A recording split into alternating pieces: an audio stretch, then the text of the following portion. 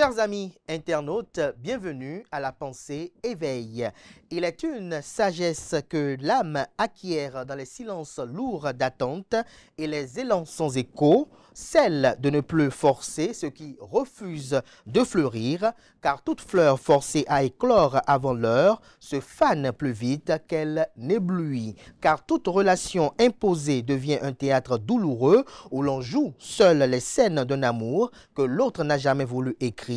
dans une salle vide où les applaudissements ne viendront jamais apaiser la solitude du comédien. À vouloir retenir ceux dont le cœur n'a jamais battu au rythme d'une autre, l'on s'écorche l'âme dans le vide des attentes injustes, espérant des retours qui ne viendront jamais, comme des marées oubliées par la lune. Les connexions véritables ne se hurlent pas, ne se mendient point, elles s'imposent d'elles-mêmes avec la douceur implacable de l'évidence, telle une lumière qui se pose sans bruit, mais dissipe pourtant toutes les ombres. Chers amis internautes, de cette pensée du jour, il faut retenir de façon plus diluée qu'il ne faut pas forcer les connexions dans la vie. Lorsque vous brandissez le glaive de l'amour et que vous êtes accueilli dans l'indifférence ou par l'indifférence, il faut savoir tout de suite ce qu'il faut faire. Parce que lorsque vous avez un amant ou un ami, votre présence doit dissiper toutes les ombres, qu'elles soient les ombres d'inquiétude,